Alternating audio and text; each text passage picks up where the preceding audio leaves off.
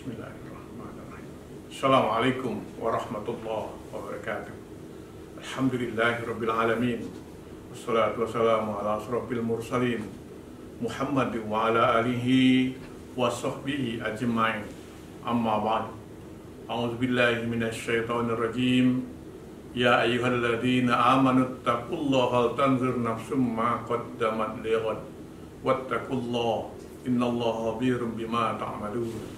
Para pemirsa TV yang berbahagia, bulan Ramadan, bulan yang penuh kesucian dan keberkahan, bulan yang selalu dinantikan kedatangannya oleh setiap orang yang beriman dan berharap kehidupan di akhirat.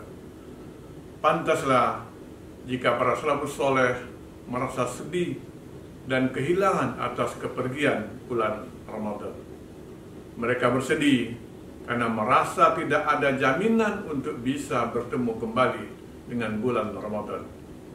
Di samping itu, mereka menangis khawatir jika amal ibadahnya selama Ramadan tidak diterima oleh Allah Subhanahu wa Ta'ala.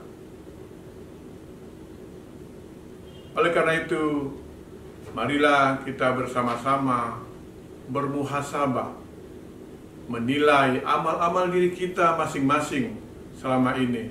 Apakah sudah pantas untuk kita jadikan modal menghadap Allah Subhanahu wa Ta'ala? Sebagaimana firman Allah dalam surat Al-Hasr ayat 18 yang tadi saya bacakan pada mukaddimah tadi. Bermuhasabah atau menghitung amalan yang selama ini telah kita lakukan merupakan cara orang bijak untuk mengetahui kekurangan yang ada. Di samping itu, muhasabah akan menghindarkan seseorang dari takabur, sombong, merasa dirinya telah banyak menumpuk pahala, padahal bisa saja di sisi Allah Subhanahu wa Ta'ala tidak ada nilainya sedikit pun. Mari kita perhatikan firman Allah, wa qadimna ila ma 'amilu min 'amalin faj'alnahu haba'an mansura.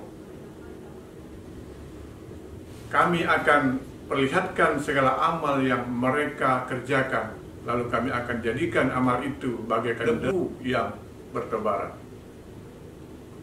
Oleh karena itu, sikap terbaik bagi seorang hamba adalah selalu dalam kondisi antara takut dan khawatir apabila amalnya tidak diterima Allah SWT, dan berharap sepenuhnya agar Allah SWT berkenan menerima seluruh amal ibadahnya. Salah satu doa Nabi Ibrahim dan putranya Ismail yang kita semua hafal, Rabbana taqabbal minna innaka antas samiul alim wa tub alaina innaka antat tawwabur rahim. Pemirsa televisi dimanapun Anda berada, salah satu tujuan ibadah puasa adalah untuk mencapai kesucian hakiki. Kesucian ini akan dicapai oleh mereka yang melaksanakan ibadah puasa tidak hanya untuk menahan lapar dan dahaga, akan tetapi puasa yang mampu mengekang keinginan-keinginan kotor nafsunya yang setiap saat bergejolak, hingga hatinya selalu bersih, perilakunya selalu terkontrol, serta terarah kepada hal-hal yang positif. Orang semacam itulah yang hakikatnya berhak untuk bergembira di hari ini, dan merekalah orang-orang yang akan mencapai predikat takwa. Sebagaimana disebutkan dalam Al-Baqarah ayat 183, hai orang yang beriman, diwajibkan atas kamu berpuasa sebagaimana diwajibkan atas orang-orang sebelum kamu, agar kamu bertakwa. Oleh karena itu, mahir ayat ini disebutkan kata takwa. Takwa di sini hadir dalam bentuk fi'il mudhari', yang berarti ketakwaan harus hadir setiap kondisi dan situasi. Hal ini juga mengisyaratkan bahwa nilai ketakwaan tersebut harus bisa terlestarikan di luar Ramadan. Sangat diperlukan orang yang istiqomah. Janganlah kita menjadi penyembah Ramadan, yaitu orang yang hanya berbuat baik di bulan Ramadan, tetapi di luar Ramadan mereka kembali lagi kepada kejelekan yang selama ini ia lakukan. Orang semacam ini seharusnya sadar bahwa Tuhan Ramadan adalah Tuhan bulan-bulan selain Ramadan juga. Lalu kenapa kita kembali kepada kemaksiatan di luar bulan Ramadan atau bulan puasa?